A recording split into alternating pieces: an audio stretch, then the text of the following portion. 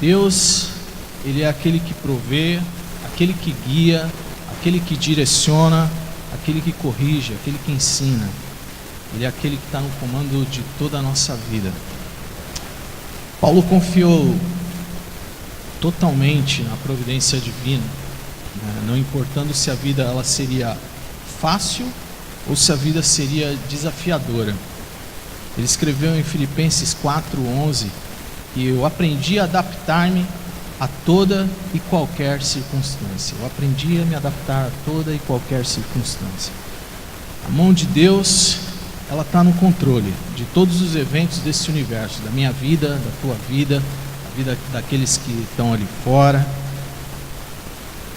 Seja isso visto, observado ou não observado, né? Conhecido ou não conhecido, Ele está sempre no controle de tudo. A mão do Senhor é como aquele leme que está embaixo do navio, né? Aquele grande navio. Ninguém pode ver, no entanto Ele está direcionando para onde tudo deve ir, para onde aqueles passageiros devem ir. Um grande exemplo disso na Bíblia é o livro de Esther. Uma nação inteira, um reino, ele é sacudido e uma nação ele é preservada no livro de Esther. Mas um dado curioso é que nos 10 capítulos do livro de Esther, você não vai achar uma só vez a palavra Deus. Você não vai achar uma só vez a palavra Senhor. Mas ali se desenrola todo o drama de preservação da nação de Israel, por onde a linhagem do nosso Senhor e Salvador deveria vir. É a providência de Deus agindo em silêncio sobre tudo e todos para fazer aquilo que Ele determinou que seja feito, né? Direcionando, ensinando, protegendo, guiando, provendo e controlando todas as coisas. A gente estava vindo no carro e eu estava escutando com meus filhos a história de José, por exemplo. A história de José é um roteiro digno de Hollywood, né? Os irmãos lá com inveja, com ciúme, jogam ele naquele buraco, é vendido como escravo, depois é acusado de tentar violentar a mulher do patrão, aí é jogado na cadeia de novo. Através de um talento que Deus dá para ele, ele revela os sonhos do copeiro. O copeiro esquece de falar que ele tinha feito aquilo, então ele continua na cadeia, sempre confiando em Deus, até que finalmente ele consegue sair e através do dom administrativo dele, ele escala até ser o segundo homem mais poderoso do Egito. E aí quando ele tem a oportunidade de se vingar, de pisar em todo mundo que fez mal para ele, ele ao contrário disso, ele declara toda a sua confiança na providência divina, entendendo que tudo aquilo que aconteceu na vida dele tinha um propósito no quadro de Deus. Gênesis 50:20 diz: vocês na verdade planejaram o mal contra mim, porém Deus o tornou em bem, para fazer como vocês estão vendo agora, que se conserve a vida de muita gente.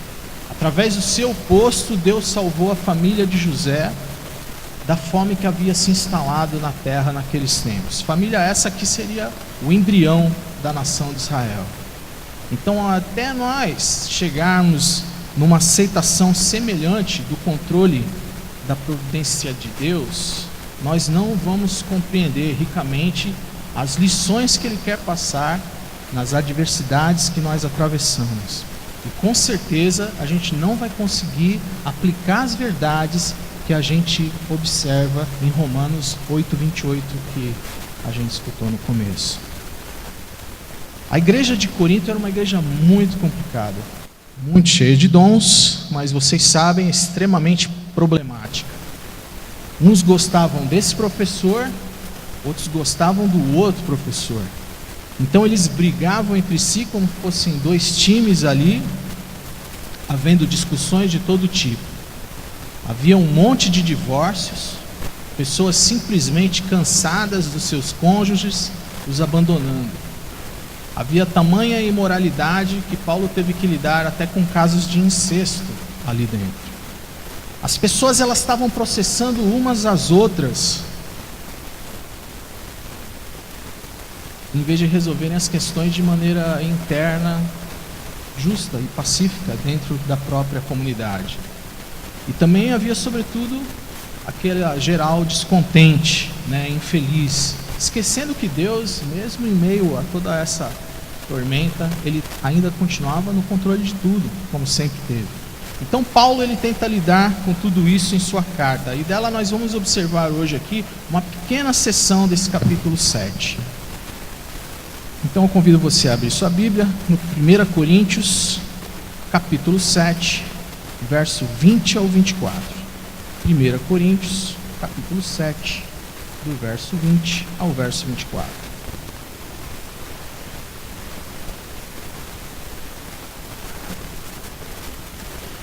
Vamos orar. Senhor meu Deus, obrigado por nos conduzir até esse momento, Senhor. Obrigado por abraçar os nossos corações. Que também nós venhamos a abraçar a Tua palavra, a abraçar o Teu hoje para nós. Estarmos satisfeitos, Senhor, com aquilo que Tu tem provido em nossa vida. Muito obrigado, Deus. Muito obrigado. Que o Senhor possa falar tremendamente com a minha vida, com a vida de todos, Senhor, e nos transformar mais uma vez. Em nome de Jesus. Amém.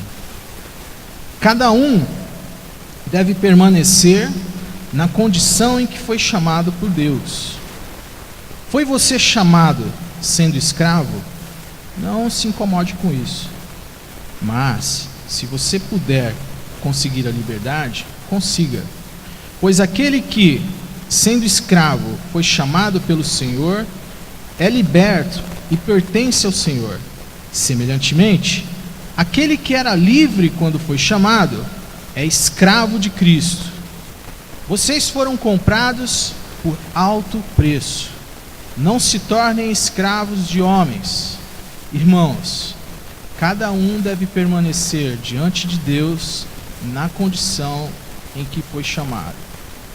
Então nós vamos nos orientar do contexto que precede essa sessão, onde um dos problemas que a igreja de Corinto tinha era a incerteza a respeito de como a fé em Cristo devia afetar os relacionamentos comuns da vida humana.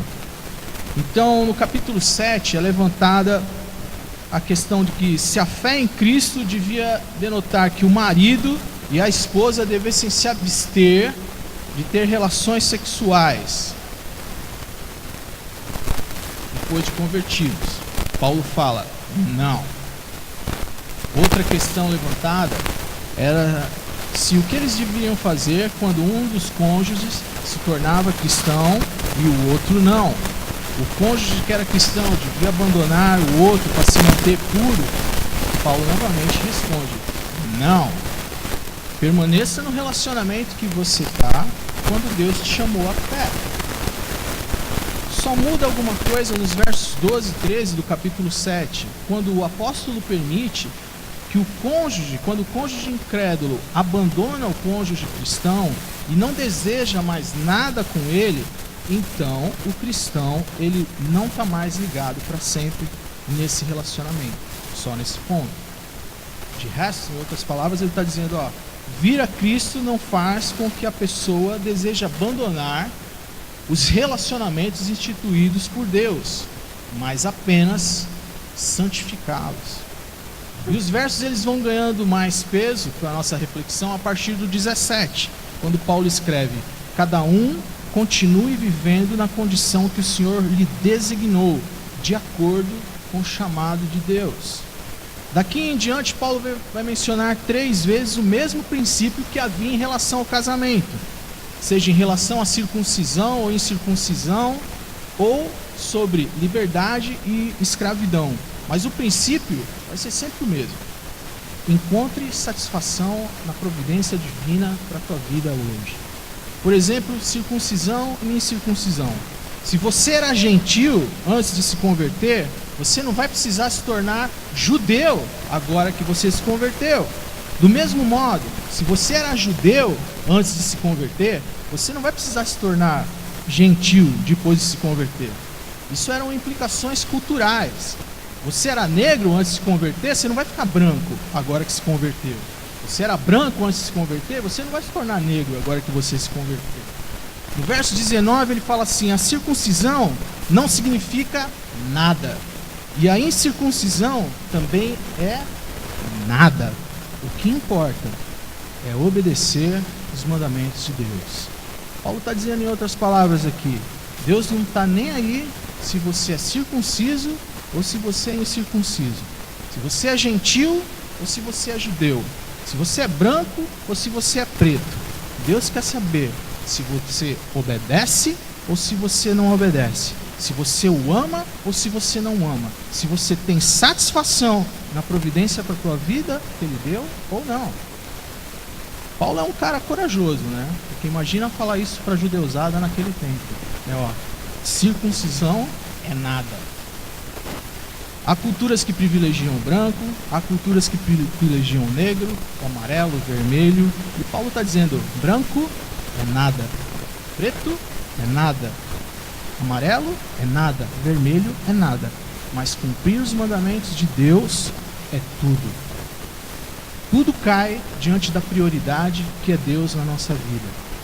Então, nos versos 21 a 22, ele aplica o seu princípio de obediência e satisfação a escravos e livres. Ele diz: foi você chamado sendo escravo?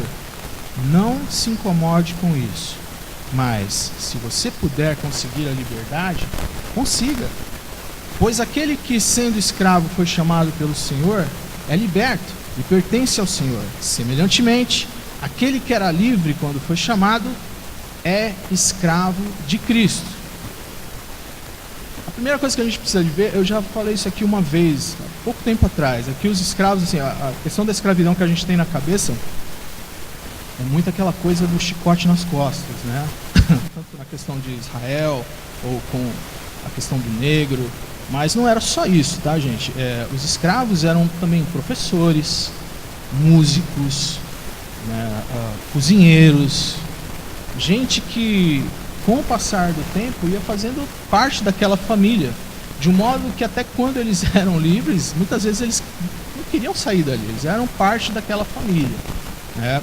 Tudo bem, era escravo, ser escravo nunca é muito legal, mas é desse tipo de escravo que a gente está falando, e não só no contexto que a gente costuma colocar na cabeça, né, quando pensa de escravo. Então ele está falando aqui para você: foi chamado sendo escravo? Não se incomode com isso. Não deixa que essa posição o torne ansioso pela liberdade que você quer, mas em vez disso, usa isso como uma oportunidade para obedecer a Cristo e para testemunhar sobre Cristo nessa família que você vive. A liberdade na sociedade não é mais importante que a obediência a Cristo. Foi você chamado como escravo? Não se incomode com isso. O seu trabalho é desprezível, o seu trabalho não é considerado tão bom como outras profissões são muito remuneradas. Olha, não se incomode com isso. Esse é o mesmo conceito que ele usa antes, como a gente viu com diferentes culturas, né? Foi você chamado de incircunciso? Não se incomode. Foi você chamado sendo circunciso? Não se incomode. Assim como ser incircunciso é nada, e ser incircunciso também é nada, assim como ser branco é nada, assim como ser preto é nada, ser escravo também é nada, como ser livre também é nada. Mas o que vale é obedecer ao Senhor e encontrar satisfação na sua providência divina. Ele olha para o escravo que pode se sentir desesperado e ele diz assim: olha, em Cristo você é um homem livre, você foi comprado por um alto preço. Não permita que nada nem ninguém venha escravizar a tua alma. Em seguida ele olha para o homem livre e diz: não se torne orgulhoso por causa disso, porquanto em Cristo você é um escravo. Existe alguém que tem autoridade sobre você. Você precisa ter humildade e submissão. A conclusão é que se uma pessoa é escrava ou ela é livre, essa condição não seria razão nem para desespero e nem para orgulho. Não deveria se gabar por ser um médico, um advogado, assim como não deveria ter autocomiseração por ser um porteiro ou um faxineiro. Irmãos, cada um deve permanecer diante de Deus na condição em que foi chamado, diz o verso 24. O que importa nessa vida e na vida eterna é nós ficarmos mais próximos de Deus e desfrutar dessa presença. Então, duas aplicações práticas aqui. Primeiro, Deus se preocupa muito mais com a forma como nós fazemos o nosso trabalho. Todos nós precisamos saber que Deus se importa muito menos que a gente fique se mudando de emprego, mas mais que a gente aproveite a ocupação atual que nós temos, desfrutando da sua presença e aproveitando todas as oportunidades para testemunhar de Jesus. Segundo, esse mandamento de permanecer no chamado que você estava ou está, ele não te impede também de mudar. Nós somos familiares com o coletor de impostos que virou pregador. Nós somos familiares com o pescador que virou missionário.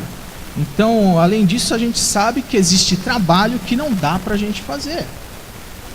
Tem trabalho que não dá para você fazer e continuar a manter os mandamentos de Deus, como, por exemplo, prostituição, entretenimento indecente, corrupção e outros onde você seria obrigado a explorar pessoas, por exemplo. Paulo não diz que o ladrão em Corinto deve permanecer sendo ladrão. A questão em Corinto era, quando viéssemos a Cristo, o que nós deveríamos abandonar? E a resposta sempre foi: você não precisa abandonar sua vocação, se pode permanecer com ela em Deus. Não é porque você era encanador que você se converteu que você vai ser pastor. Não é esse tipo de santificação, mas você vai ser um grande encanador, você vai abençoar as pessoas. Quando oportunamente você vai mostrar Cristo para as pessoas, seja isso em qualquer profissão, de um médico, advogado, faxineiro, qualquer um. A preocupação de Paulo não é condenar mudanças, mas ensinar que nós podemos ter plenitude em diversas circunstâncias. Isso é desafiador, porque é um ensino não muito conformista na sociedade ocidental contemporânea, porque ele corta o nervo da ambição secular, que é sucesso. E sucesso, para ele, é obedecer a Deus. Ser milionário, para ele, é ser cheio de Deus. Você está onde o Senhor designou que você deveria estar. O seu trabalho que você ocupa, é o seu dever ministerial. Como você cumpre o seu dever no seu trabalho é tão importante quanto aquilo que você faz domingo na igreja. Seja em que condição eu me encontrar hoje, que eu possa encontrar gratidão em Deus, que eu encontre sempre a mão invisível do Senhor a me guiar, e eu possa dizer para Ele: Senhor, essa é a tua providência para mim hoje, e eu me alegro em Ti. Ele vê o que é melhor para mim, Ele sabe o que é melhor para mim, Ele faz o que é melhor para mim, ainda que os outros fiquem dizendo: olha, você devia mudar essa situação, você devia mudar essa circunstância. A congregação de Corinto estava repleta de gente nessa armadilha, não satisfeita com aquilo que Deus havia provido para a vida delas. Então o descontentamento ele se espalhava por todo o corpo como um câncer, multiplicando divórcios, litígios, imoralidade, toda espécie de mal. O que a Bíblia declara é que cada um deve permanecer diante de Deus na condição em que foi chamado, onde Deus providencialmente nos colocou. Ele vê as coisas lá na frente, Ele sabe o que importa para a eternidade, e somente Ele tem total compreensão de um quadro que a gente só vê uma partezinha, como lá da música do Tapeceiro. Talvez eu entenda o que Ele está fazendo hoje, talvez eu não entenda nada. Talvez eu goste do tempo que eu estou vivendo hoje, talvez eu não goste não. Mas eu preciso dizer para o Senhor: Senhor meu Pai, Tu és um bom Pai. Se o Senhor me trouxe até esse lugar, ok, eu vou abraçar essa situação. Eu estava outro dia num restaurante com meu filho, com a minha esposa, e tinha um aquário grande assim, uns 2 metros. E o Thomas estava lá vendo aquele aquário, tinha uma serpente dentro dele, né, muito bonita. E daqui a pouco ele veio, sentou do meu lado, olhou para minha cara e falou: pai, você já pensou em ficar rico? Aí eu virei para ele, né? Falei: mas quem te disse que eu não sou rico? Ele falou: ah, tu não é não. Eu falei: claro que eu sou rico, cara. Eu tenho você, tenho tua irmã, tenho tua mãe, tenho um carro velho que me leva para cima e para baixo, tenho uma casa. Eu sou rico. Ele falou: não, você fosse rico, você comprava uma mansão, pô. Aí em cada canto a gente ia colocar um aquário daquele ali. Essa é a ideia dele, do que é ser rico, né? E muita gente adulta pensa dessa forma. Muita gente adulta pensa dessa forma. E ser rico para Deus é bem diferente do que ser rico para esse mundo. Ter sucesso para Deus no seu reino é bem diferente do que ter sucesso nesse mundo. Mesmo os eventos assim considerados grandes, que provocam grandes mudanças na nossa vida, na vida do reino, né? Ele começa em pequenas tarefas, com fidelidade ali nas coisas pequenas, em pequenos detalhes que são colocados estrategicamente por essa chamada a providência divina. Alguém um dia escreveu: grandes portas balançam através de pequenas dobradiças. Grandes portas balançam através de pequenas dobradiças. Então, grandes eventos desse mundo, eles passam por pequenos detalhes, né? Pequenas dobradiças que Deus coloca. Há dias atrás eu li a história de um rapaz que ele estava louco para fazer andar na neve, né, com o carro. Alugou um Jeep e tal, e foi, acabou se perdendo. Ficou atolado na neve 5 dias. Quando encontraram o cara já meio fraco, viram que tinha 5 pacotes gigantes de Doritos assim no carro, né? Extra forte, aqueles de pimenta bem forte. Aí ele falou para os caras: o Doritos me salvou, a pimenta me aquecia e o Doritos matava a minha fome, né? Triste isso. O cara não viu que aquilo foi a providência divina na vida dele, a providência que o manteve vivo. Deus pôs uma pequena dobradiça na porta para esse rapaz continuar vivo e manter sua caminhada. É muito triste quando a gente não consegue observar esses pequenos detalhes que Deus faz na nossa vida todo dia para movimentar as portas da nossa vida. Toda essa celeuma de divisões, de divórcios, de antagonismos em Corinto só foi silenciada quando eles entenderam que, não importando a situação que eles estavam, eles deveriam buscar entendimento, contentamento e não ruptura, como eles estavam fazendo. Quando Deus está em seu trono, se você é livre, lembre-se que na verdade você é escravo de Cristo. E se você é escravo de alguém, lembre-se que você em Cristo é livre. Mas se você for um escravo e uma oportunidade acontecer, tudo bem de você ser livre. A porta abriu para você e não foi a sua cabeça batendo nessa porta. Isso é muito importante. Não foi o seu pé chutando essa porta. Não foi a sua mão procurando uma chave para abrir essa porta. Apocalipse 3:7 diz: o que ele abre, ninguém pode fechar, e aquilo que ele fecha, ninguém pode abrir. Vocês conhecem bem esse verso. Isso aconteceu na vida de Pedro de maneira muito curiosa. Eu gostaria que você aí sim abrisse sua Bíblia em Atos capítulo 12. Atos capítulo 12.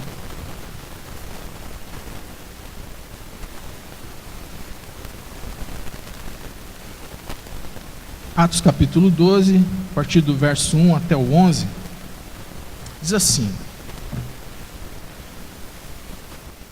nessa ocasião, o rei Herodes prendeu alguns que pertenciam à igreja, com a intenção de maltratá-los. E mandou matar à espada Tiago, irmão de João. Vendo que isso agradava aos judeus, prosseguiu, prendendo também Pedro durante a festa dos pães sem fermento. Tendo-o prendido, lançou-o no cárcere, entregando-o para ser guardado por 4 escoltas de 4 soldados cada uma.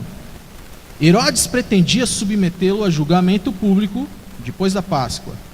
Pedro então ficou detido na prisão, mas a igreja orava intensamente a Deus por ele. Na noite anterior ao dia em que Herodes iria submetê-lo a julgamento, Pedro estava dormindo entre 2 soldados, preso com 2 algemas, e sentinelas montavam guarda à entrada do cárcere. Repentinamente apareceu um anjo do Senhor, e uma luz brilhou na cela. Ele tocou no lado de Pedro e o acordou. Depressa, levante-se, disse ele. Então as algemas caíram dos punhos de Pedro.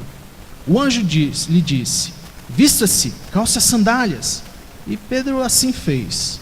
Disse-lhe ainda o anjo: põe a capa e siga-me. E saindo Pedro o seguiu, não sabendo que era real o que se fazia. E por meio do anjo tudo lhe parecia uma visão. Passaram a primeira e a segunda guarda, e chegaram ao portão de ferro que dava para a cidade. Este se abriu por si mesmo para eles, e passaram.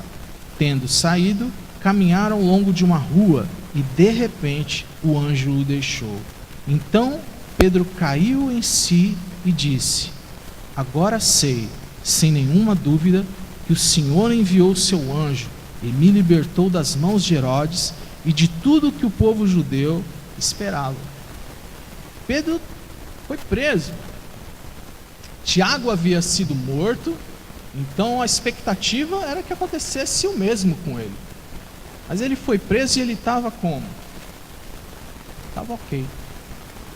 Ele apenas permaneceu na condição em que ele foi chamado diante de Deus. Apenas isso.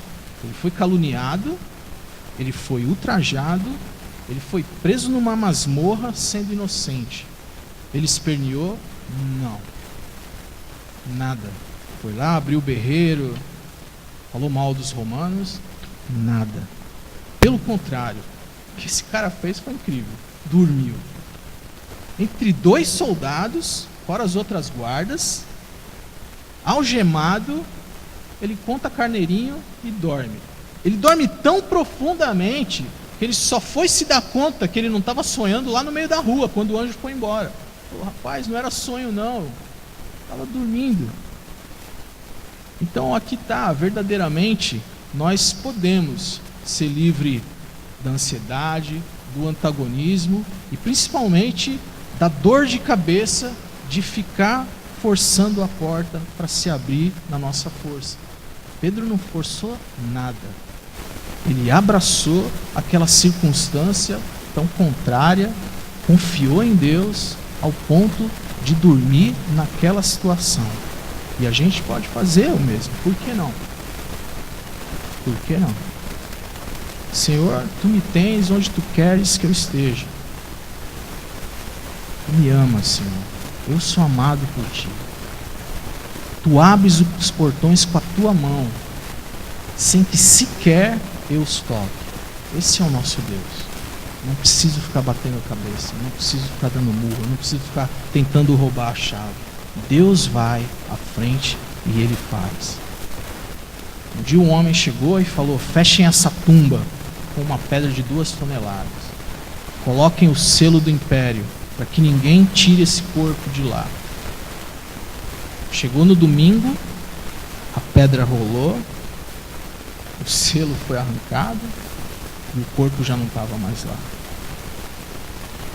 Porque a porta que ele abre, ninguém pode fechar. Se existe algo que nós podemos afirmar nessa vida, meu irmão, é que ninguém perde por esperar em Cristo. Se existe algo que a gente pode afirmar quando esperamos em Cristo, é que Ele é fiel. Ele abre portas de maneira miraculosa, Ele provê para a nossa vida de maneira inexplicável. Ele fecha portas também.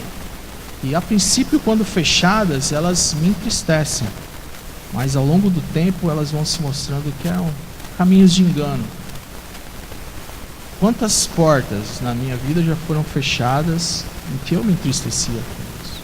Mas depois eu só agradeci a Deus por isso. Ele sabia o que era melhor. Que a gente nunca se torne como a congregação de Corinto, né? Reclamona, murmuradora, se vitimizando de tudo, depreciando o cônjuge, ambicionando coisas que não tem, só pensando em ter, sem nunca ser. É por isso que os Rolling Stones, né, tão velhinho daquele jeito, eles continuam cantando I Can Get No Satisfaction, né? Porque o que mais tem nesse mundo é gente insatisfeita, né, cara? Com as coisas que tem, com aquilo que é, lutando o tempo todo com aquilo que te cerca, com aquilo que te abraça, sem poder apreciar o que é um maná caindo no deserto, ou o que é uma carne na boca de uma ave, quando não tem comida em lugar nenhum. Agradecendo diariamente pela provisão que o Senhor coloca na tua mesa hoje. Obrigado, Senhor, por esse dia e pela tua misericórdia. Obrigado.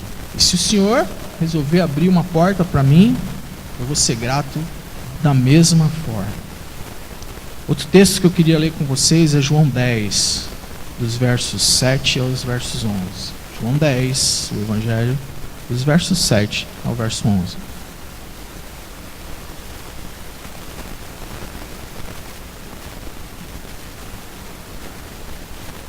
Então Jesus afirmou de novo: digo-lhes a verdade, eu sou a porta das ovelhas.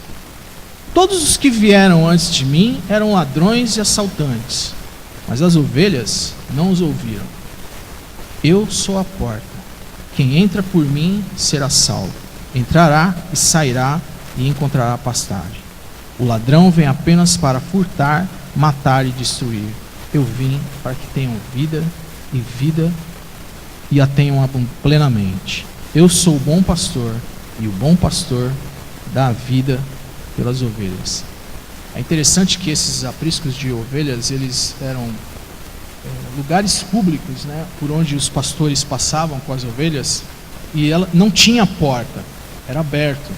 Então, para passar a noite, somente para passar a noite. Então, eles colocavam ali as ovelhas, e à noite, muitas vezes, o pastor ficava sentado, agachado no lugar da porta. Então, o pastor daquelas ovelhas era a porta. E é isso que Jesus mostra aqui. Eu não sou apenas aquele que abre ou aquele que fecha a porta, mas eu sou a porta. Eu vou abrir para você, e eu sou aquele também que vai fechar, quando eu achar que isso é melhor para a sua vida. Não se preocupa, eu dou a vida pelas minhas ovelhas. Eu vou te guiar pelo caminho melhor. Tudo que você precisa aprender é ficar em silêncio, no lugar onde eu te coloquei. Você não precisa ficar batendo a cabeça na porta, tentando abrir. Eu te garanto que pela eternidade você vai me louvar por aquilo que eu fiz na tua vida. Gostaria de terminar com vocês em 1 Timóteo 6:6. 1 Timóteo, capítulo 6, verso 6.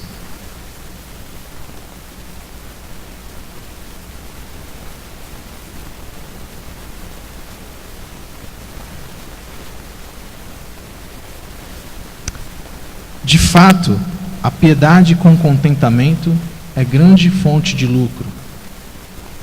De fato, a piedade com contentamento é grande fonte de lucro. Muitas pessoas acham que essa frase, piedade com grande lucro, é fonte de contentamento. Algumas pessoas acreditam que andar com Deus com contentamento se resume em ficar ganhando presentes de Deus o tempo todo. Casa, carro, emprego, marido, esposa, e não é. Piedade com contentamento é estar bem com Deus, não importando as circunstâncias. Dias de sol, dias de chuva, dias difíceis, dias fáceis. Isso é contentamento em Deus. No presente, paz. E no futuro, prêmio de estar face a face com o Senhor. Eu não vou tentar manipular nenhuma situação ou forçar qualquer coisa sobre as circunstâncias ao meu redor. Mas ao contrário, eu vou ser grato a Deus pelo momento que eu estou vivendo com Ele. Eu sei que Ele está fazendo o melhor na minha vida. Você é grato também, meu irmão? Então vamos nos colocar de pé. A providência de Deus fez com que hoje seja uma noite de oração. Então nós temos esse tempo precioso para levantarmos a nossa voz ao Senhor e orarmos com aquilo que o Senhor falou às nossas vidas. Então eu te convido a estar levantando a sua voz e orando a Deus. Amém?